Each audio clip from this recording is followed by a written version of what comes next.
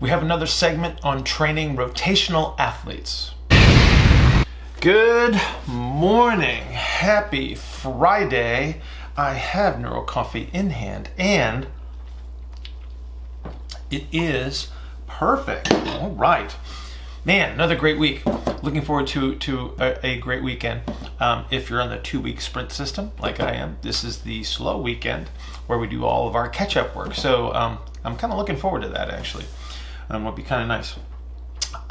We're going to finish up the week with the Q&A segment. I'm going to do another piece from the Quarterback Docs podcast. If you were watching last Friday, we did a little segment from there. I talked to these guys. I just had a blast talking to these guys.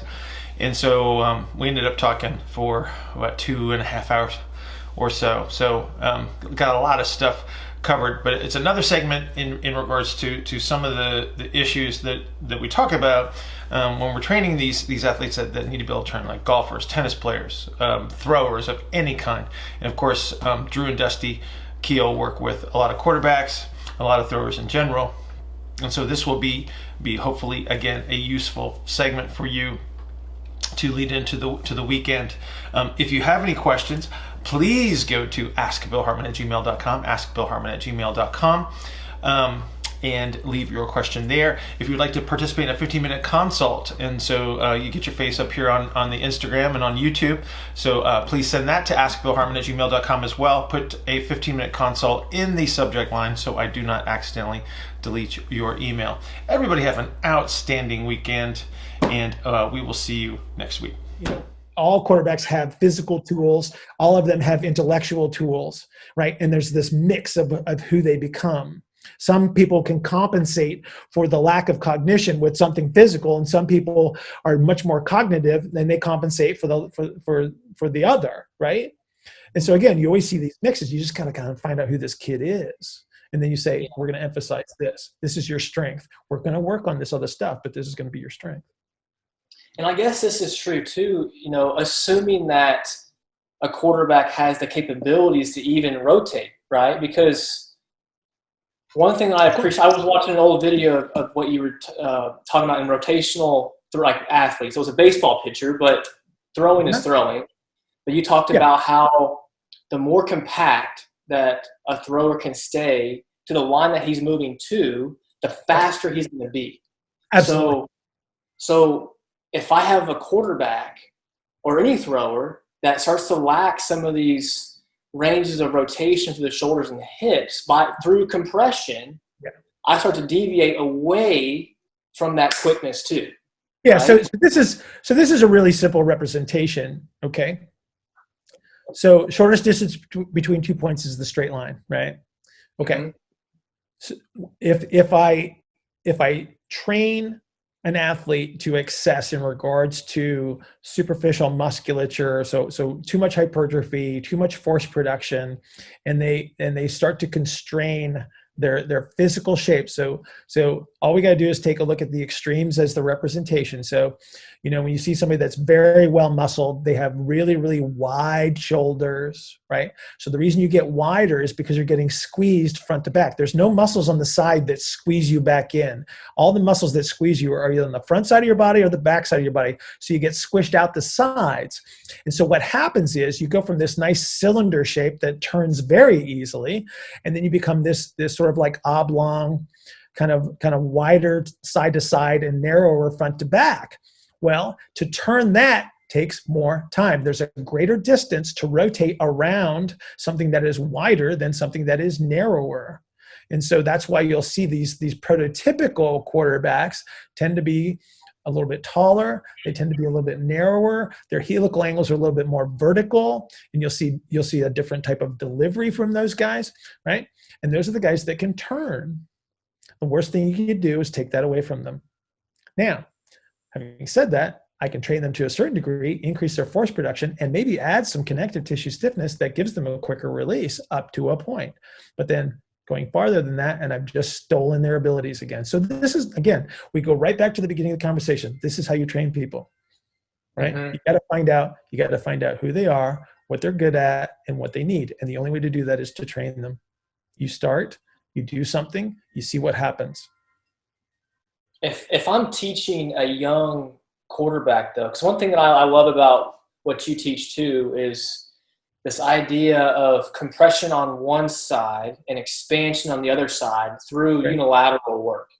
Right. So if I was starting with a younger quarterback and I'm teaching him just the basic skills, and he's a novice in the weight room. So would I want to start, and it's all individual dependent, but would I want to start in that unilateral motion to have the expansion and compression to keep the ER fields that I want to keep throughout a period of time versus starting them on these barbell lifts like a bench press, squat, deadlift, etc. Well, we're again. I'm trying to conserve. I'm trying to conserve that ER field as long as I can while I build the IR field, right? Correct. I mean, if that's the representation, if that's the key performance indicator that we're going to monitor, so we're going to say, I need to maximize the external rotation, then anything that you do that's bilateral symmetrical has the lesser opportunity to create ER because it's going to be compressive on both sides, right? Mm-hmm. And so when I work on split orientations, so staggered stances, split orientations, that actually allows rotation to occur. Bilateral symmetrical exercises by design stop rotation. So they are for max propulsion. So when we go back to our propulsive phases, those exercises are designed to increase the force output at max propulsion. Mm-hmm. The other exercises that we do are to maintain the external rotation field that allows us to turn, because that's why you do split stance activities in the first place, is because they actually allow turning to take place. So all your chops and your lift, your half kneeling, and all those exercises that you do with the split orientation are designed to preserve external rotation. So a compressed athlete that we know is lacking some rotation in areas where we want rotation, would he ever perform an exercise with his foot flat? Would we want him to do that if we knew he was compressed? Sure. Okay.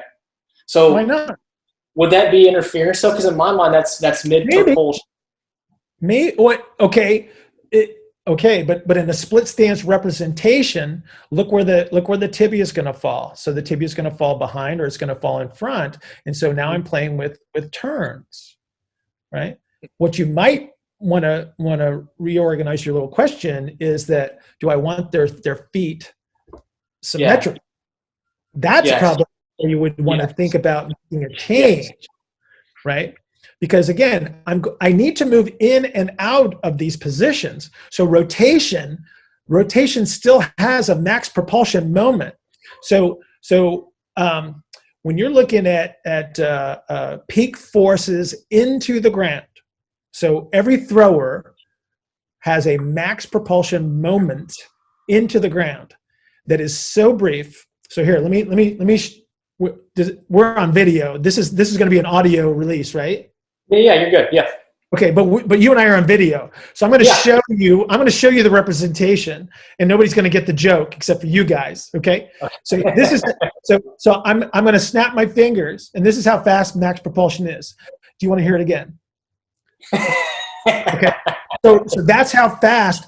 This is how fast max propulsion is during a high velocity throw. So if I'm a baseball pitcher and I can throw 95 miles an hour, or if I'm a quarterback and I have to throw at maximum velocity, the point of maximum propulsion is the smallest possible duration with the highest possible force production. So it happens very, very, very quickly.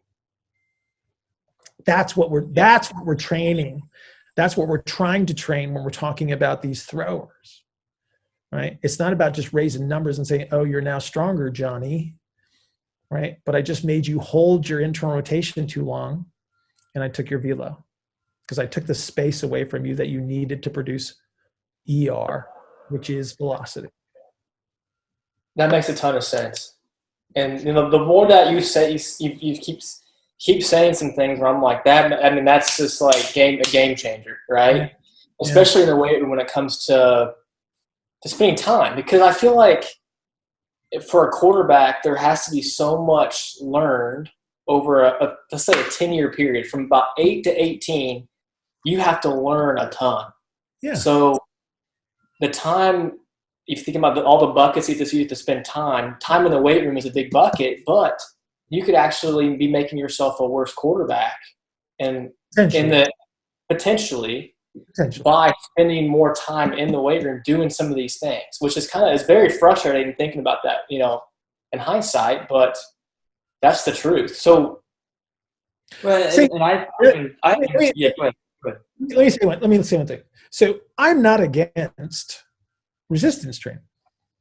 Sure. I'm against randomly applied resistance training. Mm-hmm. It needs to be purposeful. There's a point in time for every tactic and every tool. If it arises, that's why they're useful. That's why it does help. That's why you'll see. So I'll give you an example. It's like there's a kid that was like throwing 90 miles an hour, and they strength trained the crap out of him, and he ended up throwing 95, 96. But you can't just say that kid did it, so it must be good for everybody. That's the mistake. That's the mistake, right? Yeah. You got to find out what their needs are and then provide for that. Because chances are, based on just all we got to do is look at history. They find that kid that's like 17, 18 years old with a cannon for an arm that throws 97, and he's never been in the weight room. Mm-hmm. Because the gods turned his arm into a thunderbolt, right? as the movie goes, right? You understand what I'm saying? Yeah. It's like genetically speaking, the best of the best already have these tools. We want to enhance what will improve them, and then avoid what will create the interference. That's what I'm against. I'm against the random, especially in situations where people show extreme superpowers, because that's who these people are. They're superhuman. We can take the good and make them so much better if we train them, as a process, rather than just pigeonholing them into, oh, you're a quarterback, here's the quarterback program. Yeah. And with that, as you layer on, whether it be strength, power, whatever you want to work towards, there's also this threshold of, if I constrain them too much and they become compensated, they might show better measures, right? You might increase somebody's fastball from 91 to 94. Right. But if you're doing it in a manner in which either pain or injury is at that threshold too, you might want to take a couple steps back as well. Right. And so you guys are PTs, so we can have this conversation. So there's situations where in most cases, when people present with some sort of mechanical pain, they are applying force into a very, very small area. So somebody walks in with knee pain, that's a knee result. It's not a knee problem, it's a knee result, because they're using that area more aggressively, or more load, or more duration than we would prefer them to. So the load's not distributed. There are situations where we can accidentally do something that distributes that force elsewhere, and then the pain goes away, but we created a second problem. The way I always talk about this is like you're a golfer and you got a swing fault, and you go to the golf instructor and they give you another swing fault to get rid of your swing fault.